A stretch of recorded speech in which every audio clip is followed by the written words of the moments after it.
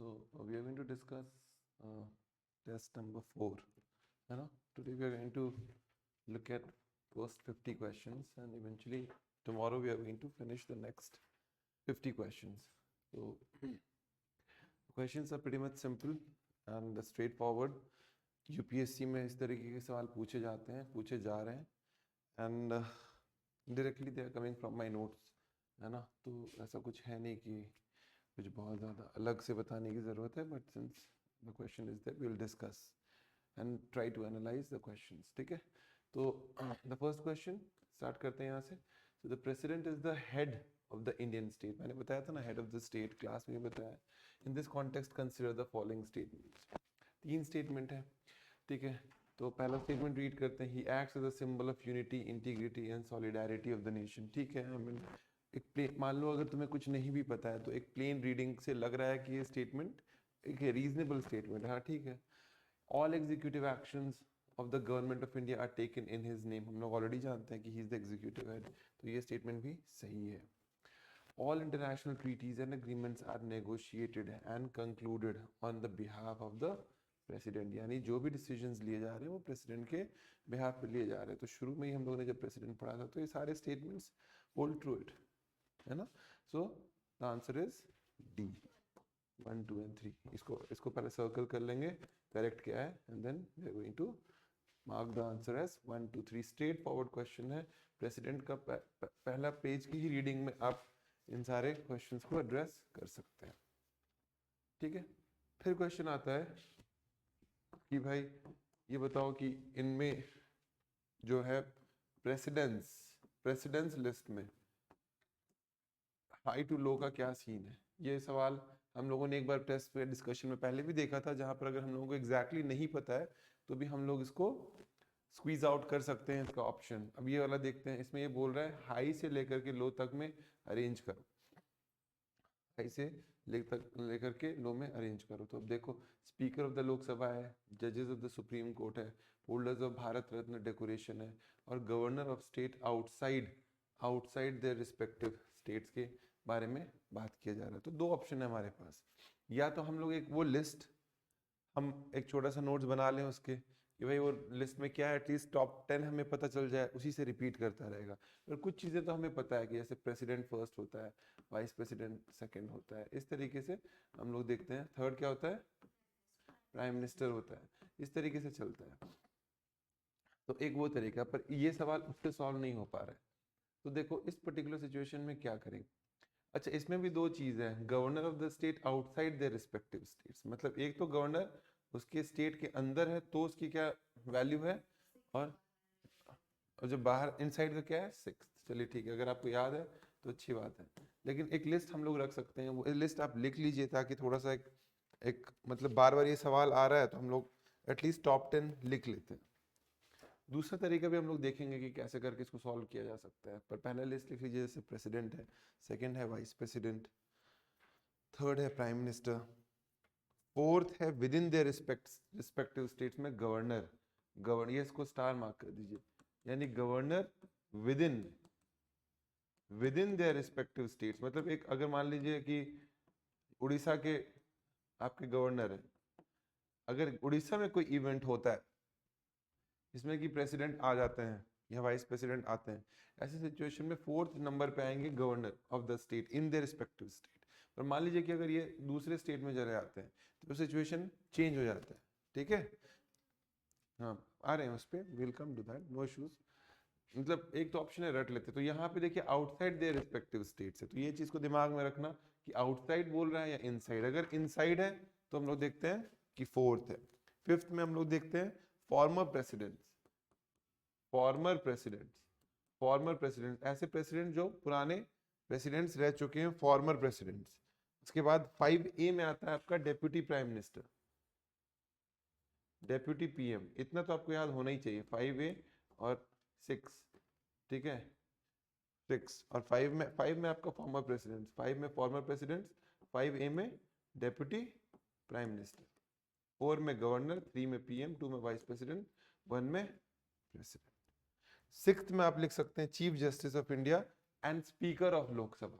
6th में साथ में चलेगा. कौन है, लोकसभा स्पीकर और चीफ जस्टिस ऑफ इंडिया, ये दोनों साथ साथ चलेंगे।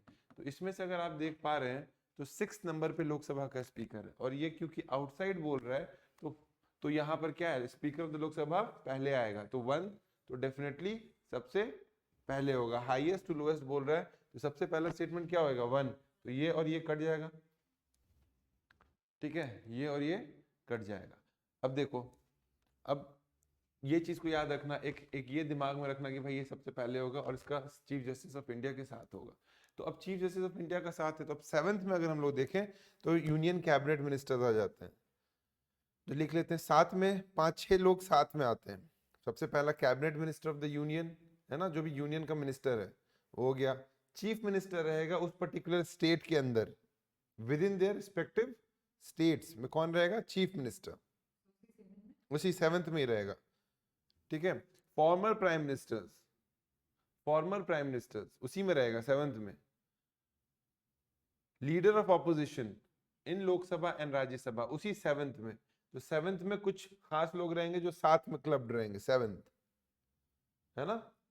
7th में कौन लोग रहेंगे, सबसे पहले आपका cabinet ministers of the union रहेंगे, इसके अलावा चीफ मिनिस्टर उस स्टेट का, जैसे उड़ीसा का जो सीएम है वो 7th में रहेगा अगर उड़ीसा में कोई इवेंट हो रहा है तो, ठीक है। फिर उसके अलावा फॉर्मर प्राइम मिनिस्टर्स, जो भी फॉर्मर प्राइम मिनिस्टर्स हैं वो भी उसी में रहेंगे, और फिर लीडर ऑफ ऑपोजिशन उस 7th में रहेंगे, 7th। और 7A में आपका आ जाएगा भारत रत्न होल्डर, भारत रत्न अवार्ड जो होल्ड कर रहे हैं वो 7A में आएंगे। तो देखो सेकंड नंबर पे आपका आ जाएगा 1 और के बाद 3, मतलब यहाँ पे 1 फिर 3, क्योंकि इनमें से कोई भी पहले नहीं आ रहा है इसके, ठीक है। तो 7A में लिखो, 7A में क्या होगा, भारत रत्न डेकोरेशन होल्डर जो भी होंगे वो होंगे। और 8th नंबर पे होंगे आपके chief minister outside there state. अगर कोई सीएम या कोई गवर्नर अपने स्टेट के बाहर में है तो वो 8th नंबर पे होगा, ठीक है। अगर वो इनसाइड है तो 4th नंबर पे होगा गवर्नर और 5th नंबर पे होगा सीएम। कंफ्यूजन नहीं है ना। देखो दो चीजों को देखो, एक गवर्नर अपने स्टेट के अंदर और सीएम अपने स्टेट के अंदर। अगर गवर्नर अपनी स्टेट के अंदर है तो वो 4th नंबर पे है, और अगर वो बाहर है तो वो 8th नंबर पे। बस मल्टीप्लाई कर दो 2 से, 4 से मल्टीप्लाई कर दो तो 8th पोजीशन में पहुंच जाएगा। एक गवर्नर जब वो बाहर जाएगा तो वो 8th पोजीशन पे आ जाएगा। अगर एक सीएम अपनी स्टेट में है तो हम लोग देखते हैं कि वो 7th नंबर पे है, पर अगर वो आउटसाइड है तो 8th नंबर पे। तो बस इसको ऐसे करके तुम नोट्स बना सकते हो कि भाई सीएम और गवर्नर इनसाइड आउटसाइड। अगर गवर्नर इनसाइड है तो 4th, आउटसाइड है तो 8th। CM inside outside, inside है तो 7th, आउटसाइड है तो 8th। बस को रट लो, समझ में आता है। फिर उसके बाद आएगा जजेस ऑफ द सुप्रीम कोर्ट, यानी सोचो कि सबसे लास्ट में तुम्हारा जज ऑफ द सुप्रीम कोर्ट है, तो ये क्या आंसर होगा, आंसर है डी।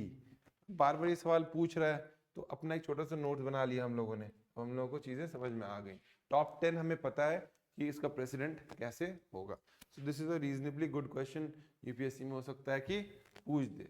प्रेसिडेंस लिस्ट इसी को कहते हैं, मतलब आपका क्या स्टेचर होता है अगर आपका कोई इवेंट होता है, गवर्नमेंट इवेंट। अब प्राइम मिनिस्टर के बारे में सवाल पूछ रहा है, ठीक है।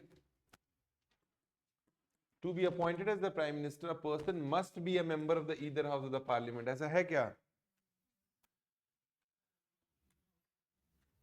ये स्टेटमेंट सही है? कैसे स्टेटमेंट सही है ये बताओ। अगर नहीं भी है तो भी तो उसको प्राइम मिनिस्टर बनाया जा सकता है। विद इन 6 months वो मेंबर ऑफ पार्लियामेंट को उसको बनाया जा सकता है। ये तो मैंने क्लास में कितनी बार डिस्कशन किया है कि आप किसी को भी या तो काउंसिल ऑफ मिनिस्टर्स बना दो। मैंने स्मृति ईरानी का एग्जांपल दिया था कि उनको आप काउंसिल ऑफ मिनिस्टर्स बना दो, इसी का एक्सटेंशन है प्राइम मिनिस्टर। तो जरूरी नहीं है कि आप मेंबर हो, इसलिए क्वेश्चन पेपर सॉल्व करते रहना बहुत जरूरी है। तो ये स्टेटमेंट क्या है, गलत है। A person must prove his majority in the Lok Sabha before he is appointed as the prime minister. ऐसा है क्या? नहीं है। ये तो हम लोगों ने क्लास में डायरेक्टली डिस्कस किया। तो which of the following is correct? Neither 1 nor 2। इसलिए क्वेश्चन पेपर सॉल्व करना जरूरी है, बिकॉज आपको ऐसा लगेगा कि आपने तैयारी कर ली है, जब आप टेस्ट लगाएंगे तो आपको समझ में आएगा नहीं भाई यहाँ पे थोड़ा सा दिमाग, और फिर आपके दिमाग में रह जाएगा, है ना। तो दिस इज वेरी इंपॉर्टेंट। देखो यहाँ पे इनकरेक्ट, यूपीएससी के क्वेश्चन में तुम जाओगे तो तुमको यहाँ पे एक बोल्ड में दिखेगा कि इनकरेक्ट, जहां पे तुमको इनकरेक्ट दिख गया तो वहां पे एक माइनस कर देना, ठीक है। Minus minus plus, plus minus minus, वैसा अदरवाइज कंफ्यूजन हो जाता है। अब ये पूछ रहा है election in the removal of vice president of India. हम लोग जानते हैं वाइस प्रेसिडेंट ऑफ इंडिया को इलेक्ट करते हैं तो बोथ इलेक्टेड एंड नॉमिनेटेड लोग वोट करते हैं, याद है। प्रेसिडेंट में कौन करता है, सिर्फ इलेक्टेड, इलेक्टेड लोग करते हैं, लोकसभा राज्यसभा के और सारे लेजिस्लेटिव असेंबली के, दिल्ली और पुदुचेरी के, ये प्रेसिडेंट में होता है। पर हम लोग देखते हैं कि उसके रिमूवल में बोथ इलेक्टेड और रिमूवल लोग उसको हटाते हैं प्रेसिडेंट के केस में। वाइस प्रेसिडेंट के केस में हम लोग देखते हैं कि सिर्फ लोकसभा और राज्यसभा में चीजें होती हैं, और both elected as well as nominated members of parliament can participate in the election of the vice president. तो ये स्टेटमेंट सही है, तो यहाँ पे तुम प्लस दे दोगे। तो ये गलत, मतलब है तो सही पर वो मार्क नहीं होगा क्योंकि माइनस प्लस माइनस हो जाता है। A formal impeachment is not required for his removal, ये भी सही है। फॉर्मल इम्पीचमेंट तो प्रेसिडेंट के लिए इस्तेमाल होता है ना, तो ये स्टेटमेंट भी सही है, तो ये पॉजिटिव हो जाएगा। A resolution for his removal can be introduced in either house of the parliament, ऐसा है क्या, कहाँ पे इंट्रोड्यूस होगा, पहले राज्यसभा में इंट्रोड्यूस होगा, तो ये स्टेटमेंट क्या है, गलत। गलत है तो माइनस, तो माइनस माइनस क्या हो गया, प्लस, तो आंसर क्या है, सी। ये तभी होगा जब आप इनकरेक्ट वाले वो करें, अदरवाइज क्या होगा, आप सही स्टेटमेंट समझ करके उसको टिक मार दोगे, तो वो गलती मत करना, ठीक है। लास्ट वाला स्टेटमेंट भी देख लेते हैं, no ground has been mentioned in the constitution for his removal, इसके रिमूवल के लिए कोई, ये स्टेटमेंट भी सही है। वहां पे प्रेसिडेंट के लिए क्या है, violation of constitution, violation of constitution, इसके लिए ऐसा कोई ग्राउंड नहीं मेंशन, ठीक है। इनर लाइन परमिट के बारे में बात किया था हम लोगों ने क्लास में, जब मैंने पढ़ाया था article 19 inner line permit. Inner line permit मैंने क्या बताया था, नागालैंड जैसे जगह पे अगर आप जा रहे हैं तो हो सकता है कि आपको इनर लाइन परमिट दे करके आपके मूवमेंट को रिस्ट्रिक्ट किया जाए, क्योंकि वहां पर क्या है, ट्राइबल लोग हैं, तो उनके इंटरेस्ट को सर्व करने के लिए ये एक लिमिटेशन हो सकता है। तो अब उसी के दिशा में देखो सवाल पूछ दिया। अब आप जहां भी जाते हो इसको डीएम इशू करता है, डीएम, वो जो इनर लाइन परमिट है ना वो डीएम इशू करता है, स्टेट लेवल पे इशू करता है, तो issued by union home minister, ये स्टेटमेंट ही गलत है। थर्ड थ्री स्टेटमेंट से नीचे से स्टार्ट कर दिए, तो थर्ड स्टेटमेंट ही गलत है। अब आपसे करेक्ट के बारे में पूछ रहा है तो थर्ड नहीं होगा, थर्ड नहीं होगा, है ना। तो थर्ड कट गया, ये दो कट गया, तो बच गया क्या, one and two and two one, यानी टू स्टेटमेंट सही है। अब हम लोग सिर्फ फर्स्ट स्टेटमेंट को देख लेते हैं, तो टू स्टेटमेंट क्या है, सही है, मतलब it is applicable in Mizoram, Arunachal, Nagaland and Manipur, और मैंने बाकायदा चारों चीजें आपके नोट्स में डिक्टेट भी करवाया, ठीक है। तो देखो एक डायरेक्ट क्वेश्चन आ गया, तो ये गलत है। अब हम इसको चेक कर लेते हैं, ठीक है। The inner line permit is an official travel document which allows entry to an Indian citizen to a restricted area, ये स्टेटमेंट सही है, अलाउ कर रहा है एंटर करने के लिए, तो क्या एकदम प्लेन स्टेट, हाँ रिस्ट्रिक्टेड आप कह सकते हैं, आपकी मूवमेंट को रिस्ट्रिक्ट किया जा रहा है तो उसको आप रिस्ट्रिक्टेड एरिया भी तो कह सकते हैं। प्रोटेक्टेड हो चाहे रिस्ट्रिक्टेड हो, फर्क क्या पड़ता है। कोई भी आप जगह जा रहे हैं तो आपको आपको एक तरीके से वो आईडी कार्ड लेकर के घुसना पड़ेगा। फिर भी मैं आप बोल रही हूँ तो मैं एक बार चेक कर लेता हूँ। अच्छा,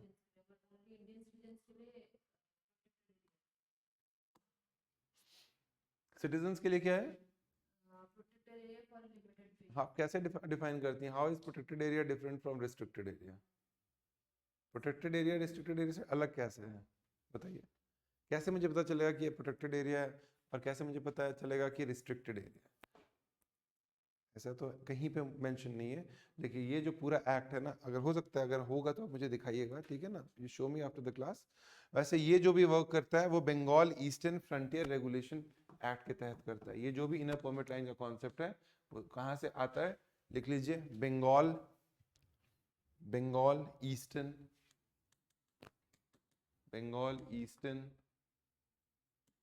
फ्रंटियर रेगुलेशन 1873, यहाँ से ब्रिटिश टाइम से ये चलता चला आ रहा है ना, इससे ये होता है, ठीक है। तो ये स्टेटमेंट सही है, मेरे हिसाब से सही है, और आंसर है आपका 1 एंड 2। तो क्या होगा आंसर? ए। रिलेटिवली स्ट्रेट फॉरवर्ड क्वेश्चंस है, पर it's a good paper two revise the concepts of polity. अब देखिए, correct composition of state executive हम लोगों ने 10,000 बार क्लास में एकदम फिंगर टिप पे हमारे कौन कौन होगा बताइए, खुद बताइए। गवर्नर होगा, सीएम होगा, काउंसिल ऑफ मिनिस्टर्स होगा, एडवोकेट जनरल होगा। तो आंसर क्या है? 1 2 3 4। अब एडवोकेट जनरल का भी बता दीजिए कौन सा आर्टिकल है? 165 रटा हुआ है, हम लोगों ने सब रट के रखा हुआ है ना, 165। आगे बढ़ते हैं। With reference to the administration of Union Territory of Puducherry, consider the following statement. Lieutenant Governor of Puducherry, appointed by the President, is the nominal head of the Puducherry. ये statement देखो, लेफ्टिनेंट गवर्नर और governor में फर्क होता है। Governor को हम लोग कहते हैं कि ये नॉमिनल हेड है, लेफ्टिनेंट गवर्नर को हम लोग नॉमिनल हेड नहीं बोलते हैं, इसको हम लोग बोलते हैं एजेंट ऑफ प्रेसिडेंट। इसको एजेंट ऑफ प्रेसिडेंट कहा जाता है। तो ये स्टेटमेंट गलत है। क्यों? क्योंकि लेफ्टिनेंट गवर्नर आपका एक यूनियन टेरिटरी के पास होता है, और union territory directly under the control of the central government होता है मोस्टली। अगर लेजिस्लेचर है, जैसे कि दिल्ली के केस में ऐसे सिचुएशन हम लोग देखते हैं कि एक हेल्दी बैलेंस मेंटेन करने की बात की जाती है, पर फिर भी ये देखा जाए तो उस पर्टिकुलर स्टेट के ये रिप्रेजेंटेटिव होता है आपका सेंटर का रिप्रेजेंटेटिव होता है, लेकिन इसको हम लोग नॉमिनल हेड नहीं बोलते हैं, इसको हम लोग एजेंट की तरह बोलते हैं कि ही इज द एजेंट। ठीक है, तो ऐसे सिचुएशन में इसको ये स्टेटमेंट गलत है। The administration of Puducherry is carried on in accordance with the provisions of the Government of Union Territory Act 1963। ये स्टेटमेंट सही है। 1963 में ऐसे प्रोविजंस लाए गए थे, इसके बेसिस पर हम लोग देखते हैं कि यूनियन टेरिटरी का एडमिनिस्ट्रेशन किया जाता है। तो which of the following are correct? Answer क्या होगा? B, 2 only. तो 7 का आंसर क्या है? B, 2 only. अब आ जाते हैं हम लोग जुडिशियल सिस्टम में। जुडिशियल सिस्टम पे सवाल है, जुडिशरी पे काफी सवाल होता है, और हम लोगों ने बहुत अच्छे से क्लास में पढ़ाई करी है। जुडिशियल सिस्टम ऑफ इंडिया पे सवाल पूछा जा रहा है। क्या सवाल है? The constitution of India has provided for an integrated judicial system. हम लोग देखते हैं हमारे पास एक इंटीग्रेटेड और इंडिपेंडेंट जुडिशियल सिस्टम है जो हमारे लिए काम करता है। इंटीग्रेटेड है और इंडिपेंडेंट है। तो ये स्टेटमेंट सही है। The integrated system of court was adopted from the government of India act 1935 से आया है, तो ये स्टेटमेंट भी सही है। गवर्नमेंट ऑफ इंडिया एक्ट 1935 से इसको डायरेक्टली प्लेस कर दिया गया, हम लोगों ने 1935 से इसको लिया गया है, तो ये स्टेटमेंट भी सही है। तो which of the following is correct? Both 1 and 2 are correct. Relatively straightforward question है, कुछ बहुत ज्यादा इसमें करना है नहीं। ठीक है, आगे बढ़ जाते हैं। 9th क्वेश्चन देखते हैं। Which of the following statement is not correct? Not correct मतलब यहाँ पे नेगेटिव कर देंगे, है ना।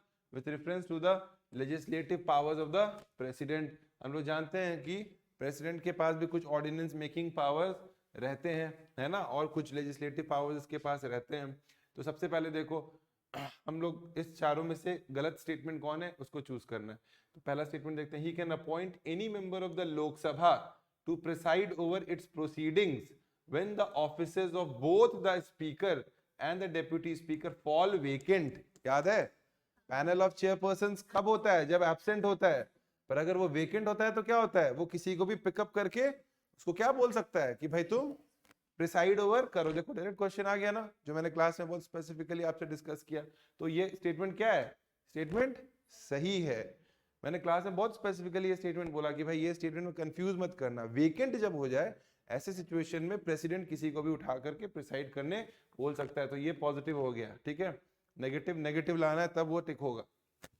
सेकंड में आते हैं, he lays the reports of statutory bodies before the parliament. ये सवाल देखो, स्टैट्यूटरी बॉडी में नहीं, कॉन्स्टिट्यूशनल बॉडीज जो होते हैं ना, वो अपने रिपोर्ट को सबमिट करते हैं प्रेसिडेंट को, और प्रेसिडेंट फिर क्या करता है ना, पार्लियामेंट में उसको ले जाकर के रखता है। जैसे यूपीएससी ने कोई रिपोर्ट बनाया, कैग ने कोई रिपोर्ट बनाया, या फिनेंस कमीशन ने कोई रिपोर्ट बनाया, तो वो रिपोर्ट प्रेसिडेंट के पास जाता है, और फिर वो प्रेसिडेंट जाकर के उसको पार्लियामेंट के पास जाकर के छोड़ता है।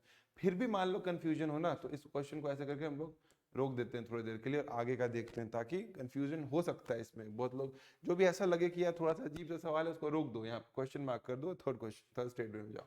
He can address the parliament at the commencement of first session, after each general elections. तो मैंने क्या बताया था, करता है सबको बुला करके, तो ये स्टेटमेंट सही है। सही है तो मतलब पॉजिटिव है। He decides on the questions as to disqualification of the members of parliament। देखो inside the house में disqualification कौन डिसाइड करता है, स्पीकर करता है, पर बाहर में अगर कोई डिस्क्वालिफिकेशन हो रहा है ना, तो इलेक्शन कमीशन ऑफ इंडिया से ओपिनियन लेकर के उसको प्रेसिडेंट डिस्क्वालीफाई करता है।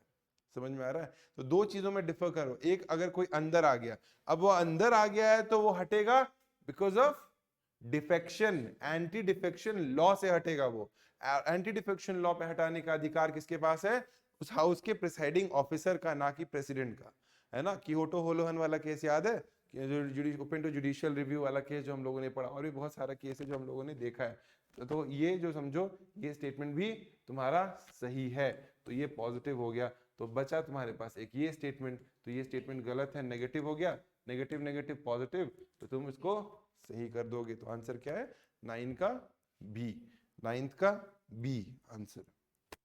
इससे लर्निंग तुम्हारी ये हो गई, ये स्टेटमेंट इंपॉर्टेंट है, ये तुम्हारी लर्निंग है। अब तुम इसको कैसे प्लेस करोगे, यहाँ पे तुम लिख दोगे इंपॉर्टेंट, और यहाँ पे तुम्हारी जो लर्निंग हुई वो क्या है कि कॉन्स्टिट्यूशनल बॉडीज के रिपोर्ट को प्रेसिडेंट सबमिट करता है पार्लियामेंट के पास। या तुम इसको निकाल करके अपने नोट्स में इनकॉर्पोरेट कर दो, या तो तुम जब ये आंसर शीट अपने पास, एक क्वेश्चन पेपर अपने पास रखो, जब इसे रिवाइज कर रहे हो तो सिर्फ इसी को देखो, यहाँ से इस क्वेश्चन से तुम्हारी ये लर्निंग हुई। और शायद एक ये लर्निंग हुई कि decides in the questions of, ये दोनों पॉइंट से तुम्हारी लर्निंग हुई। बाकी चीजें तुमको ऑलरेडी पता है, तुम्हारे नोट्स में अवेलेबल है। तो बार बार तुम सबसे पहले क्या करो, क्वेश्चन सॉल्व करो, उसके बाद तुम नोट्स को रिवाइज करो। जो पॉइंट्स नोट्स, हमेशा कोई भी टीचर ये नहीं बोल सकता है कि एक लिमिटेड पीरियड ऑफ टाइम में वो आकर के 100% सारी चीजें तुमको पढ़ा के चला जाएगा, है ना। जो कुछ भी लूप होल्स और गैप्स बच जाते हैं वो टेस्ट पेपर सॉल्व करता है। टेस्ट पेपर में आपकी जो लर्निंग होती है ना, उसको फिर आप अपने नोट्स में डालते हैं, और इस तरीके से जब कंसिस्टेंटली आप कुछ क्वेश्चन सॉल्व करते हैं, तब आपका नोट्स जाकर के एक परफेक्ट नोट्स बनता है। और परफेक्ट नोट्स ना भी बने तो कोई फर्क नहीं पड़ता, एटलीस्ट आप उस दिशा की तरफ बढ़ जाते हैं जो आपको हेल्प करता है एग्जामिनेशन हॉल में। तो आपको इसको जाकर के रिवाइज करना पड़ेगा। अब देखो, consider the following statement with reference to union ministers. Union ministers के बारे में सवाल पूछ रहा है, और क्या पूछ रहा है, which of the following are correct. तो दोनों को अंडरलाइन कर देंगे पहले, ठीक है, अप्रोच पे काम करेंगे सबसे पहले। तो क्या बोल रहा है, a member of parliament who is disqualified on the ground of defection shall be disqualified to be appointed as the minister. तो अगर वो डिस्क्वालीफाई हो गया है एंटी डिफेक्शन के तौर पे ही, जब वो डिस्क्वालीफाई हो गया है, तो फिर क्या, ये स्टेटमेंट क्या है, हमको पता है कि ये वाला स्टेटमेंट भी सही है भाई। जब तुम डिस्क्वालीफाई हो चुके हो तो तुम हो ही नहीं अब एमपी, और तुम एमपी ही नहीं हो तो फिर तुम मिनिस्टर भी नहीं हो, तो ये स्टेटमेंट सही है। The salaries and the allowances of the ministers are charged on the consolidated fund of India. क्या ये सही है, they are not charge on the consolidated fund of India. Ministers, prime ministers, इनकी salary consolidated fund of India से charge upon नहीं होती है, because ये तो मिनिस्टर्स है, इनके पे तो वोटेबल होता है, बजट से इनको सैलरी मिलती है। तो ये स्टेटमेंट क्या है, गलत है। तो आंसर क्या होगा, वन ओनली। आंसर क्या होगा, वन ओनली, है ना। रिलेटिवली इजी सवाल, रिलेटिवली इजी सवाल। With respect to state executive consider the following statement. The governor is the chief executive head of the state. The governor is the chief executive head of the state. Executive head तुम कह सकते हो, chief executive head भी कह सकते हो। Real head नहीं लिखा हुआ है यहाँ पर, ठीक है, रियल हेड नहीं लिखा हुआ है। रियल हेड अगर रहता, इसी को हम लोग नॉमिनल हेड भी कह सकते हैं, ठीक है, इसी को हम लोग नॉमिनल हेड भी कह सकते हैं। हो सकता है कि कुछ लोगों को कंफ्यूजन हो कि भाई यहाँ पे चीफ एग्जीक्यूटिव हेड लिख रहा है, तो देखो चीफ एग्जीक्यूटिव हेड हो, हेड ऑफ द स्टेट हो, ये सब कुछ भी स्टेटमेंट हो, ये स्टेटमेंट गवर्नर के लिए सही फिट बैठता है, ठीक है। तो हम लोग एक बार ये स्टेटमेंट जो है अगर देखें तो हम लोग पाते हैं कि ये स्टेटमेंट सही है, statement is right. The governor of a state in India is appointed in the same manner as the governor of a state in the US। ऐसा है क्या, वहां पे प्रेसिडेंशियल फॉर्म ऑफ गवर्नमेंट है, यहाँ पर कैसा है, पार्लियामेंट्री फॉर्म ऑफ गवर्नमेंट है, तो दोनों अलग है। वहां पे गवर्नर किसी भी स्टेट का अपॉइंट डायरेक्ट इलेक्शन से होता है, यहाँ पे प्रेसिडेंट उसको भेजता है, यहाँ पे कोई इलेक्शन का फंडा नहीं है। तो आपका क्या करेक्ट मतलब वन ओनली। आंसर क्या है, 11 का ए। अब आते हैं क्वेश्चन नंबर 12 पे। क्वेश्चन नंबर 12 पे आते हैं, रिलेटिवली इजी क्वेश्चन है क्योंकि हम लोगों ने जुडिशरी बहुत अच्छे से किया है। क्या है, जजेस ऑफ द सुप्रीम कोर्ट पे सवाल पूछ रहा है। तो क्या है, याद होगा, the president can appoint any person who is a distinguished jurist in his opinion as the जज of the supreme court. Direct qualification है ना। तो ये आपको आपको पूरा याद है कि 10 साल तक एडवोकेट होना चाहिए, 5 साल तक जज में हाई कोर्ट होना चाहिए, हाई कोर्ट के जज होना चाहिए, या फिर इमिनेंट ज्यूरिस्ट होना चाहिए। तो ये स्टेटमेंट तो सही है। अ जज of the supreme Court can resign by writing to the chief justice of India. He can resign by writing to the president of India, not the chief justice of India. तो ये statement गलत है, ये statement गलत है। तो 2 गलत है। Which of the following are correct? तो ये हट जाएगा 2 और 2 हट जाएगा, ठीक है। 1 सही है। Third question, the constitution has fixed the tenure of the जजेस ऑफ सुप्रीम कोर्ट। कॉन्स्टिट्यूशन ने फिक्स नहीं किया है, कॉन्स्टिट्यूशन ने पार्लियामेंट को बोला है कि तुम उसके रेगुलेशन के लिए जो लॉ हो सकता है वो बनाओ। कॉन्स्टिट्यूशन ने ऐसा कुछ फिक्स नहीं किया, कॉन्स्टिट्यूशन के द्वारा फिक्स नहीं किया गया। कॉन्स्टिट्यूशन मैंने हमेशा आपको बोला है कोई चीज डिफाइन नहीं करता है, कोई चीज कुछ नहीं करता है, वो क्या बोलता है, पार्लियामेंट को बोलता है। पार्लियामेंट थ्रू लॉ क्या करता है, नंबर ऑफ जजेस को बढ़ा सकता है, घटा सकता है, उनकी एज को बढ़ा सकता है, घटा सकता है। तो ये स्टेटमेंट गलत है। तो इसका आंसर क्या होगा, 1 ओनली। 12 का क्या आंसर है, ए, 1 only. Constitution has not fixed it but it is fixed on the basis of the parliament, law के थ्रू फिक्स होता है, ठीक है। अब देखिए, which of the following statements with reference to the qualification of the presidential candidate is correct? Presidential candidate बनने के लिए आपके पास कौन कौन से क्वालिफिकेशंस हैं? तो he must be qualified to be elected as a member of Lok Sabha. अगर आपको याद होगा 3 इंपॉर्टेंट कंडीशंस होते हैं भाई, लोकसभा का मेंबर बनने के लिए एलिजिबल होना चाहिए, इंडिया का सिटीजन होना चाहिए, और कितना एज होना चाहिए, 35 इयर्स होना चाहिए। तो पहला स्टेटमेंट क्या है आपका, सही है। पहला स्टेटमेंट क्या है, सही है ना। फिर देखते हैं, a sitting minister of the union और any state can not be a candidate unless he vacates his seat. देखो ये क्या बोल रहा है, फिर से सवाल को रीड करना, हो सकता है कि तुमको कंफ्यूजन हो जाए। मस्ट वकेट हिज सीट, देखो ये मिनिस्टर लोग ना अपने आप को थोड़ा सा स्कोप दिया हुआ रहता है। मतलब अगर तुम आईएएस हो और तुमको अगर इलेक्शन लड़ना है तो तुमको पहले आईएएस के पोजीशन को वेकेट करना पड़ेगा, पर मिनिस्टर लोग अपने लिए ऐसा नहीं करता है। वो इलेक्शन लड़ जाता है, मिनिस्टर रहते हुए भी जीत गया तो फिर तो वेकेट करेगा, है ना, नहीं तो फिर कंटिन्यू करेगा। बात समझ में आ रहा है? इन लोगों ने अपने हिसाब से चीजों को सही रखा है। जीत गया तो फिर वेकेट कर देगा, फिर वहां पे कोई दूसरा बंदा, नहीं हारा तो फिर तो भी दोनों हाथ में उसके लड्डू है। समझ में आ रहा है? तो ये स्टेटमेंट क्या है, sitting minister of the union और any state can not be a candidate unless he vacates his seat. ये स्टेटमेंट गलत है, ये स्टेटमेंट गलत है। तो देखो 2 को तुम कट कर सकते हो, 2 को कट करोगे तो तुम्हारा ये कट हो गया, ये कट हो गया। 1 तो सही, 3 सही है, और 1 चेक करना था तो 1 तो सही है। और ये भी है कि कोई भी व्यक्ति अगर कैंडिडेट बनना चाह रहा है तो कम से कम 50 एमपीज वहां पे उसको लिख करके देंगे कि भाई ये होना चाहिए, ठीक है। और उसको मतलब एक तरीके से ये चीज इसलिए दिया जाता है ताकि कोई भी फ्रिवलस कैंडिडेट जो है ना वो जाकर के प्रेसिडेंट के इलेक्शन में खड़ा ना हो जाए। तो 50 इलेक्टर्स 50 एमपी का साइन लगता है। तो ये स्टेटमेंट सही है। तो आंसर है 1 एंड 3। बहुत relatively straightforward question. Kitchen cabinet में सवाल पूछ दिया है ना। किचन कैबिनेट, मैंने आपको पहले ही बताया कि कॉन्स्टिट्यूशन में ऐसा कोई वर्ड नहीं एग्जिस्ट करता किचन कैंडिडेट करके, है ना। किचन कैबिनेट मतलब इतने क्लोज हो। अब वो प्रेसिडेंट का कोई खास आदमी भी हो सकता है जो किचन कैबिनेट का आदमी हो सकता है, वो मिनिस्टर ना भी हो सकता है, उसका ड्राइवर हो किचन कैबिनेट का। मतलब तुम समझ रहे हो, ऐसा कोई फिक्स रूल नहीं है किचन कैबिनेट। किचन कैबिनेट मतलब इतना नजदीक कि भाई वो रोज हर दिन उससे डिस्कशन कर सकता है आराम से। तो देखते हैं, it is an informal body, ठीक है, इतना तक तो सही है। That acts as the real centre of power in decision making, मतलब सारा डिसीजन पॉलिसी मेकिंग वहीं से निकल करके आ रहा है। तो ये स्टेटमेंट तो सही है, ठीक है। National security adviser is a permanent member of the body, भाई ऐसा कोई बॉडी एग्जिस्ट ही नहीं कर रहा है, ये इनफॉर्मल बॉडी है। नेशनल हो सकता है कि वो किचन कैबिनेट हो, जैसे अजीत डोभाल हमेशा घूमते रहते हैं प्राइम मिनिस्टर के साथ, तो हो सकता है वो किचन कैबिनेट का मेंबर हो, पर वो परमानेंट मेंबर हो ऐसा कुछ नहीं है। समझ में आ रहा है? तो हो सकता है उसका सेक्रेटरी बहुत पावरफुल आदमी हो, है ना। तो परमानेंट मेंबर नाम का कोई चीज नहीं है। सवाल ये कहने का इंटेंशन उसका सही है, ये हो सकता है ये किचन कैबिनेट का हिस्सा हो, बट परमानेंट मेंबर लिख करके इसने मामला गड़बड़ा दिया। तो 2 कट गया, ये कट गया, 1 सही, 1 तो हो गई, 3 को चेक कर लेते हैं। The powers and mandates of the kitchen cabinet is not defined, ठीक बात है, कहाँ डिफाइंड है, किधर डिफाइंड है? तो ये स्टेटमेंट सही है। तो आंसर क्या होगा, 1 एंड 3। 1 एंड 3 इसका आंसर है, 1 एंड 3। 14 का आंसर है सी। ठीक है, हम लोग 15 पे आते हैं। स्टेट फाइनेंस कमीशन, अभी आज हम लोगों ने पढ़ा पंचायत के बारे में, स्टेट फाइनेंस कमीशन के बारे में हम लोग पढ़ेंगे कल। वैसे एक आइडिया मैंने दे दिया आपको स्टेट फाइनेंस कमीशन के बारे में, क्या ये ओरिजिनल कॉन्स्टिट्यूशन में था क्या? आज मैंने तो ये क्लास में डिस्कस भी किया कि स्टेट फाइनेंस कमीशन ओरिजिनल नहीं था, रीजनल इलेक्शन कमिश्नर के बारे में बात की गई, आपको मैंने मार्क भी करवाया आपके नोट्स में। तो ये सवाल देखो पूछ दिया, मुझे नहीं मालूम था, मैंने ये क्वेश्चन पेपर अभी क्लास के बाद लिया है, ठीक है। तो ऐसा मत समझना कि मैं का डिस्कशन करना है तो मैंने आपको क्लास में बताया, ऐसा नहीं है। जब क्लास खत्म कर गया तो मुझे हैंड ओवर किया गया। तो समझो स्टेट फाइनेंस कमीशन की बात हो रही है तो ऐसा स्टेटमेंट को देखो, the original constitution as it was adopted does not provide for state finance commission. तो ये स्टेटमेंट सही है। कौन से कॉन्स्टिट्यूशन अमेंडमेंट एक्ट के बाद आया है? 77 और 74th कॉन्स्टिट्यूशन अमेंडमेंट एक्ट 1992 1993 में ये आया है। कौन से प्राइम मिनिस्टर थे? कौन प्राइम मिनिस्टर थे जब आया? पीवी नरसिम्हा राव, ठीक है।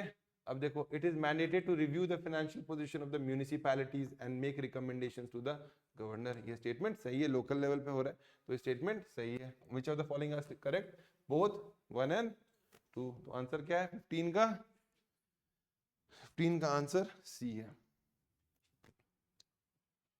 ठीक है। अब गवर्नर के बारे में देख लेते हैं, कुछ सवाल है। With reference to the office of governor, consider the following statement.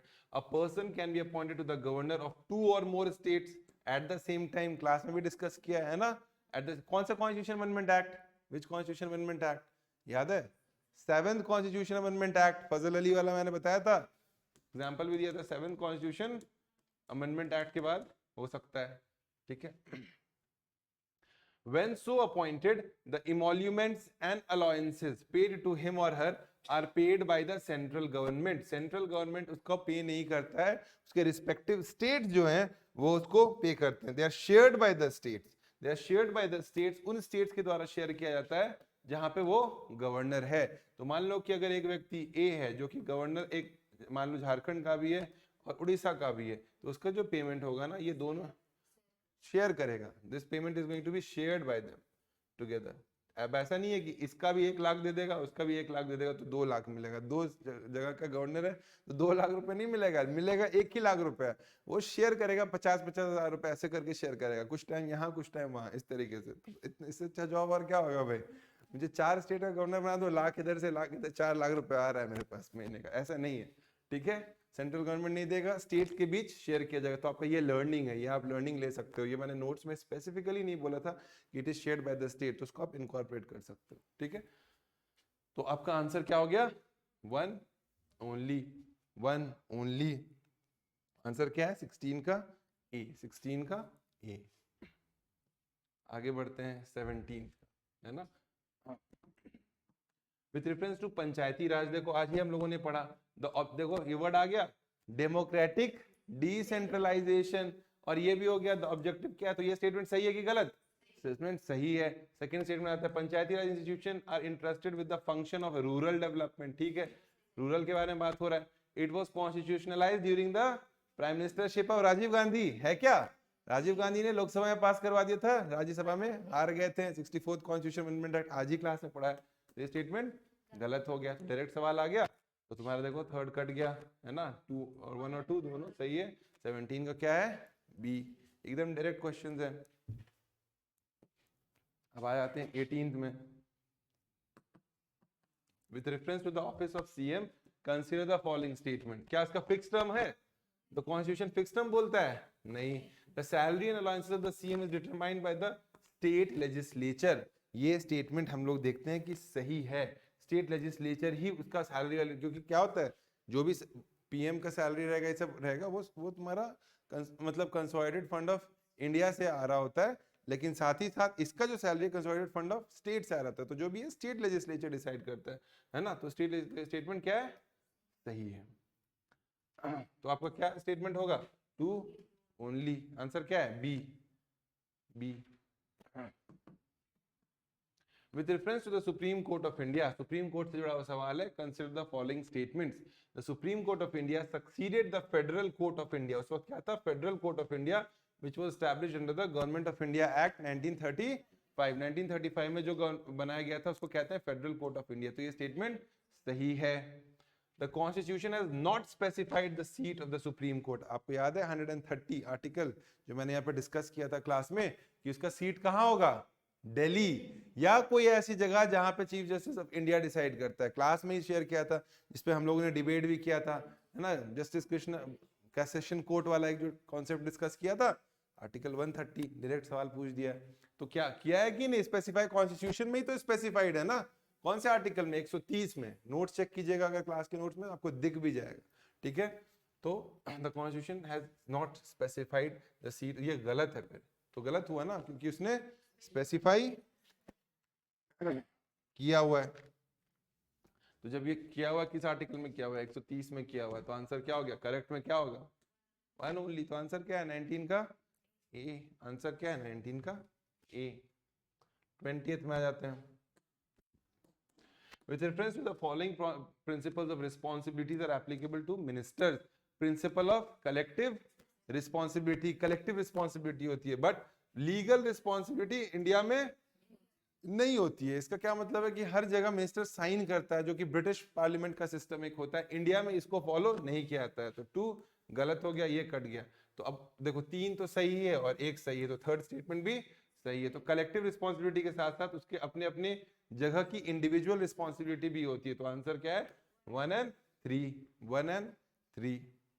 अपने अपने मिनिस्ट्री की जिम्मेदारी, अपने इंडिविजुअल रिस्पॉन्सिबिलिटी। मतलब सेंसर मोशन हम लोग इंट्रोड्यूस करते हैं ना किसी एक स्पेसिफिक मिनिस्टर के अगेंस्ट, अगर लग रहा है कि वो काम जो है उसको ठीक से नहीं कर रहा, तो उसके इंडिविजुअल मिनिस्ट्री के लिए सेंसर मोशन डाला जाता है। अगर आपको याद होगा तो सेंसर मोशन और नो कॉन्फिडेंस मोशन में हम लोगों ने एक डिफरेंस करता हुआ एक टेबल बनाया है। उसमें मैंने क्या बताया था कि you can censor an individual minister when during the censor motion, but through no confidence motion आप पूरे मिनिस्ट्री एज अ होल को आप रिस्पॉन्सिबल ठहराते हो। तो यही इंडिविजुअल रिस्पॉन्सिबिलिटी भी होती है। लीगल रिस्पॉन्सिबिलिटी टिपिकली ये होता है कि भाई आप ऐसे कह सकते हैं कि मैंने कुछ कमिट किया तो उसको डिलीवर ही हो रहा है। मतलब एक तरीके से कहिए कि लीगल रिस्पॉन्सिबिलिटी मतलब ये हुआ कि किसी कोई काम करने का जो आपने लिया कि इतने टाइम पे डिलीवर करना है मेरे को, ये रोड इतने 2 साल में मैं बना करके आपको दे ही दूंगा, या इतनी नौकरियों की मैंने आपसे प्रॉमिस करी है तो इतना मैंने डिलीवर कर ही दिया। ये जिम्मेदारी उठाना लीगल रिस्पॉन्सिबिलिटी। मतलब अगर आप नहीं करते हैं तो आपको लीगली आपको चार्ज किया जा सकता है इस पर्टिकुलर चीज में। इंडिया में ऐसा नहीं है, लीगल रिस्पॉन्सिबिलिटी नहीं उठाई जाती। कोई बहुत सारी चीज बोल देता है 5 साल से ब्रिज बन ही रहा है, तो वाला फंडा है, लीगल रिस्पॉन्सिबिलिटी नहीं। ठीक है, 21st में आ जाते हैं। कैग पे सवाल, कॉम्प्ट्रेंट ऑडिटर जनरल ऑफ इंडिया पे। तो सबसे पहला क्या है, the office of CAG was in existence even before independence. तो हम लोग देखते हैं ये ऑफिस इवन बिफोर इंडिपेंडेंस भी एग्जिस्ट करता था, और इसका नाम था 1858 में, जब ये था 1858 में था ब्रिटिश टाइम में, तो इसको कहा जाता था account general, accountant general, accountant general इसको कहा जाता था। फिर 1866 में इसका नाम बदल दिया गया, और 1866 में इसका नाम बदल करके comptroller general of accounts, comptroller general of accounts रखा गया, कॉम्प्ट्रोलर जनरल ऑफ अकाउंट्स रखा गया। फाइनली 1884 में इसको कैग बोला गया, और इसको हम लोगों ने वहीं से ले लिया। तो ये स्टेटमेंट आपका सही है। ये कुछ फैक्ट्स है जो आप लिख लीजिए कि ये ब्रिटिश टाइम में आजादी से पहले से ही ये ऑफिस एग्जिस्ट कर रहा है। और ये क्योंकि एक इंपॉर्टेंट पोजीशन है, ये क्या ये प्लेजर पे एग्जिस्ट करेगा? नहीं, इसका पूरा एक प्रॉपर सिस्टम होता है। इसको हटाने के लिए आपको सुप्रीम कोर्ट के जज को आप जैसे हटाते हो ना, वैसे हटाना पड़ता है। तो ही holds office during the pleasure of the president statement गलत है, तो 3 कट जाएगा। फर्स्ट वाला हम लोगों ने देखा कि सही है। सेकंड देख लेते हैं, he is ineligible to hold any office either under the government of India और of any other state after retirement, यानी इसका रीअपॉइंटमेंट नहीं होता है, क्योंकि ये एक इंपॉर्टेंट पोजीशन है। ये ऐसा होल्ड नहीं कर सकता है क्योंकि उसको कूलिंग ऑफ पीरियड उधर दिया जाता है, या फिर सही तरीके से वो काम करे। तो ये स्टेटमेंट सही है। तो आंसर क्या होगा 1 and 2, 1 and 2। तो क्वेश्चन नंबर 21 का आंसर है ए, 21 का ए। तो आपका क्या लर्निंग है, कैग क्या है? इंडिपेंडेंस से पहले बना हुआ एक ऑर्गेनाइजेशन, ठीक है। और आपकी क्या लर्निंग है कि उसको हटाने का तरीका वैसे ही होगा जो सुप्रीम कोर्ट के जज को हटाने का तरीका होता है, ठीक है, क्योंकि वो बहुत एक सिग्निफिकेंट पोजीशन है। अब देखिए फिर पंचायती राज पे भर के सवाल पूछा है। तो अच्छा है हम लोगों ने पढ़ लिया है। The 73rd constitution amendment act provides for 3-tier system of Panchayati Raj in every state. ये स्टेटमेंट सही है। फिर देखिए, the act does not apply to 6th schedule states where autonomous district council exist. वहां पे क्या एग्जिस्ट करता है? पीसा, PESA, पीसा, जिसके बारे में हम लोगों ने अभी पढ़ा नहीं है लेकिन हम लोगों ने आपको बताया, तो ये उस पे यहाँ पे भी एग्जिस्ट करता है। यही चीज एग्जिस्ट करता है, जस्ट दैट कि थोड़ा सा उसको ट्वीक किया जाता है, थोड़ा सा उसमें ग्राम सभा ज्यादा सशक्त किया जाता है ना। तो दोनों स्टेटमेंट सही है।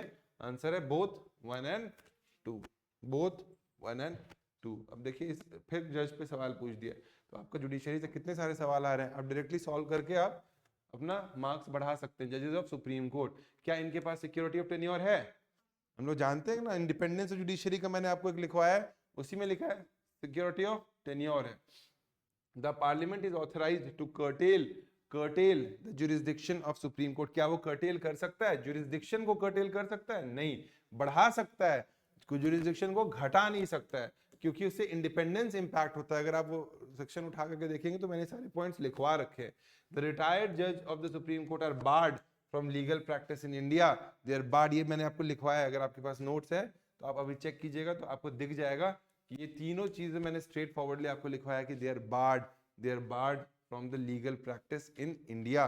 तो आपको देखिए वो वाला पूरा टॉपिक जो है वो इस क्वेश्चन से ही तैयार हो गया, क्योंकि हो सकता है कि आप जब रिवाइज कर रहे हो तो ये पॉइंट्स मिस हो जाए आपके बगल में। आप तो क्या है, इससे आप उस चीज को बेहतर तरीके से समझ सकते हो। देखो, पार्लियामेंट में लॉ के थ्रू तुम नंबर ऑफ जजेस को बढ़ा सकते हो, घटा सकते हो, बट उस जज के पावर को, उसकी सैलरी को तुम नहीं घटा सकते हो। समझ में आ रहा है? उसके जुरिस्डिक्शन को तुम नहीं घटा सकते हो, बट तुम नंबर ऑफ जजेस अपने रिक्वायरमेंट के हिसाब से बढ़ा सकते हो, घटा सकते हो थ्रू लॉ। पर बाकी चीजों को तुम उसको जुरिस्डिक्शन को नहीं हटा सकते हो। तो क्या उसका आंसर होगा? 1 एंड 3। तो आंसर क्या है? 23 का ए। आंसर क्या है? 23 का ए है। क्वेश्चन नंबर 24 में आते हैं। नालसा में भी हम लोग पढ़ चुके हैं। कौन से आर्टिकल में बात होती है इसके बारे में? 39A। Very good. 39A किस कॉन्स्टिट्यूशन अमेंडमेंट एक्ट के थ्रू आया है? 42nd constitution amendment act. ठीक है, तो उसी पे सवाल आ गया है। ये जब एक्ट के थ्रू आया है, इसका एक्ट भी आएगा legal services authority act, LSAA। मैंने क्लास में बताया, लीगल सर्विसेज अथॉरिटी एक्ट 1987 में लॉ बनाया गया था, उसके थ्रू ये एग्जिस्ट में है नालसा। हालांकि इसके बारे में बात पहले कर दिया गया है 39A में। क्या पर्पस होता है? कि लोगों को फ्री लीगल एड मिल सके। हम लोगों ने क्वेश्चन भी प्रीलिम्स का सॉल्व किया था 2020 वाला नालसा पे। मेंस में भी एक सवाल आया हुआ है 2023 में, 2020, तो वो भी हम लोगों ने देखा। तो क्या ये स्टैट्यूटरी बॉडी है? Any body which is getting created by the law is a statutory body. तो ये स्टेटमेंट सही होगा। अगर आपको याद होगा तो मैं जुडिशरी पढ़ा था तो मैंने आपको क्या बताया था कि ऑल्टरनेट डिस्प्यूट रेजोल्यूशन ADR, जो कि किस सेक्शन ऑफ CPC में है? सेक्शन 89। याद है? सेक्शन 89 ऑफ CPC में क्या बोलता है? ऑल्टरनेट डिस्प्यूट रेजोल्यूशन के बारे में, लोक अदालत के बारे में मैंने पढ़ाया, उसी के दिशा में है ना। तो क्या बोलते हैं? Promoting ADR। डायरेक्ट क्वेश्चन है। Promoting ADR is one of the key objectives of NALSA. मतलब कोर्ट का प्रेशर कम करना है तो बाहर में जाकर के ऑल्टरनेट डिस्प्यूट मैकेनिज्म्स को इनकरेज करो। तो ये स्टेटमेंट सही है। फिर थर्ड क्वेश्चन क्या है? The chief justice of India is the executive chairman of NALSA. Chief justice of India जो है ना, पेट्रन चीफ है, पेट्रन इन चीफ, पर ये एग्जीक्यूटिव चेयरमैन नहीं है। इसके बाद जो सबसे बड़ा सुप्रीम कोर्ट का जज है ना, सबसे बड़ा सुप्रीम कोर्ट का जज है, वो इसका एग्जीक्यूटिव चेयरमैन है। तो ये स्टेटमेंट गलत है। Who is the chief justice of India? वहां पे लिख लो, chief justice of India is the patron in chief, is the patron in chief. Chief justice of India क्या है?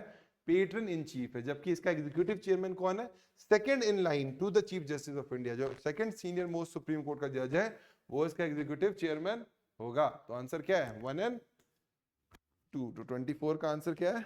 24 का आंसर है ए।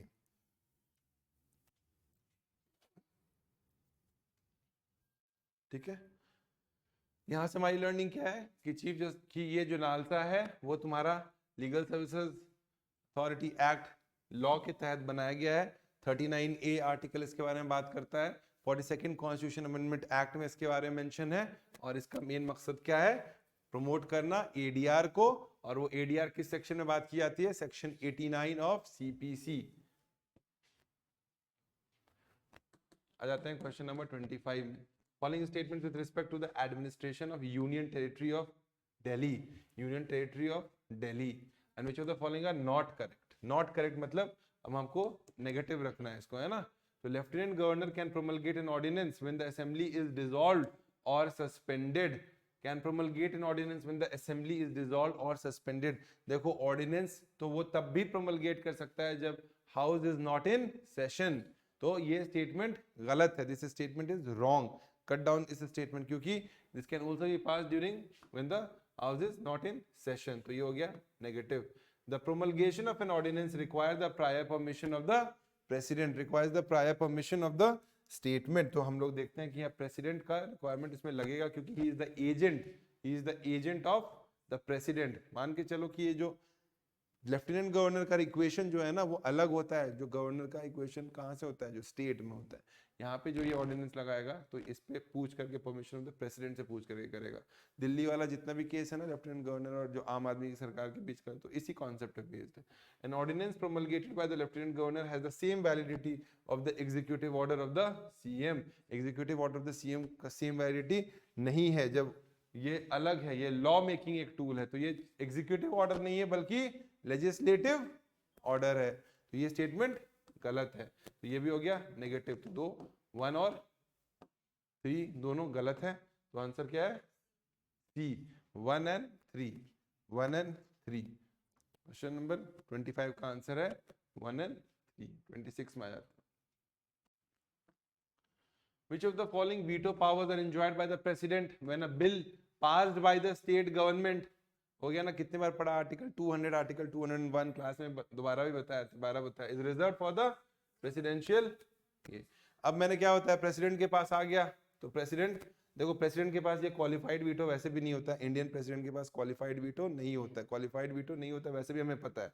अब देख लेते हैं, सस्पेंसिव वीटो कर सकता है क्या, वो वापस भेज सकता है, बिल्कुल भेज सकता है। क्या उस पर ऑब्लिगेशन है कि वापस भेजेगा तो साइन करेगा वो प्रेसिडेंट, नहीं है। पॉकेट वीटो अप्लाई कर सकता है, और एब्सोल्यूट वीटो तो लगा करके उसको खत्म कर ही सकता है, क्वालिफाइड वीटो उसके पास नहीं होगा। तो आंसर क्या है आपका, 2 हटा दो, तो 2 हटा दो, तो 1, 3 and 4 सब कर सकता है, ठीक है, 1, 3 and 4 कर सकता है। 27, consider the following statement with respect to cabinet minister. मैं जब मिनिस्टर के टाइप बता रहा था तो मैंने आपको बताया था, they are given independent charge of important ministries, cabinet minister, minister of state और डेप्यूटी मिनिस्टर्स, 3 तरीके के मिनिस्टर्स होते हैं, तो उसको इंडिपेंडेंट चार्ज दिया जाता है। करेक्ट की बात हो रही है, तो 2 and 3 हटा दो। They are kept equal to the prime minister in order of precedence, ऐसा है क्या, क्या प्राइम मिनिस्टर के बराबर में है क्या काउंसिल ऑफ मिनिस्टर्स, नहीं, तो यह स्टेटमेंट वैसे ही गलत लग रहा है, तो 2 हटा दो, 2 हट गया, तो आंसर क्या है 1 ओनली, 1 ओनली, तो आंसर क्या है सी। 27 का क्या आंसर है सी। 28 में सॉरी हाँ बी, 27 का आंसर क्या है बी, ठीक है बी। 28 में आता है, consider the following statement with respect to election of members and chairpersons of Panchayati Raj institutions. आज ही पढ़े हम लोग, है ना, चेयरपर्सन का क्या सीन है और इसका क्या है। तो members of panchayat at all 3 levels shall be elected directly by the people. देखो members, all the members of panchayat नहीं बोल रहा है, क्या बोल रहा है, members of panchayat at all the 3 levels, तीनों लेवल पे। मैंने बताया ना डायरेक्ट इलेक्शन यहाँ पे भी होगा, मैंने क्या आज बताया था कि अगर तुम्हारा ये ग्राम सभा है वो इलेक्ट करके तुमको ग्राम पंचायत वाले लोगों को विलेज लेवल पे ले जाएगा। अब इसी का कोई एक मेंबर सरपंच बनेगा, है ना, तो सरपंच या तो कई बार कई जगहों पे डायरेक्ट इलेक्शन से होता है या फिर ये लोग इलेक्ट करता है। अब ये अलग अलग स्टेट में अलग है, सरपंच के बारे में अलग है। कुछ स्टेट बोलता है सरपंच को तुम डायरेक्ट इलेक्शन के थ्रू इलेक्ट करो, कुछ बोलता है कि सरपंच, ये इलेक्टेड लोग आपस में सरपंच चूज करेंगे। ये डिसाइड होगा कोई भी स्टेट के स्टेट एक्ट के थ्रू, यानी स्टेट लेजिस्लेचर इस बारे में बात करेगा कि यहाँ पे कैसा होना चाहिए। अब ये लोग फिर जब ऊपर में जाएगा तो पंचायत समिति आ जाएगा। पंचायत समिति क्या है, ब्लॉक लेवल पे, इसका जितना भी सरपंच लोग है इसका एक्स ऑफिशियो मेंबर होगा, एक्स ऑफिशियो मेंबर होगा, और कुछ मेंबर्स जो होंगे वो नॉमिनेटेड होंगे, है ना, या वो मेंबर्स कहाँ से आएंगे, यही जो सरपंच है वो एक्स ऑफिशियो मेंबर नॉमिनेटेड होंगे, कुछ एमएलए और एमपीज भी हो सकते हैं, है ना। इसके अलावा बाकी जितने भी लोग हैं सब डायरेक्टली इलेक्टेड होंगे। फिर एक लेवल और आ जाओ जो कि जिला लेवल पे है, तो जिला परिषद, इसकी जो चेयरपर्सन है अब इसके एक्स ऑफिशियो मेंबर्स होंगे और बाकी मेंबर्स जो होंगे वो डायरेक्टली इलेक्टेड होंगे। तो हो गया ना तीनों लेवल पे डायरेक्ट इलेक्शन। तो members of panchayat at all the 3 level shell be elected directly by the people. Second, chairperson of panchayat at each level shall be elected in such manner as the state legislature determines। यहाँ पर state legislature determine कर रहा है कि नहीं कि भाई तुम डायरेक्ट हो सकते हो या नहीं हो सकते हो। तो ये सारी चीजें, ये स्टेटमेंट भी सही है। तो both the statements are correct.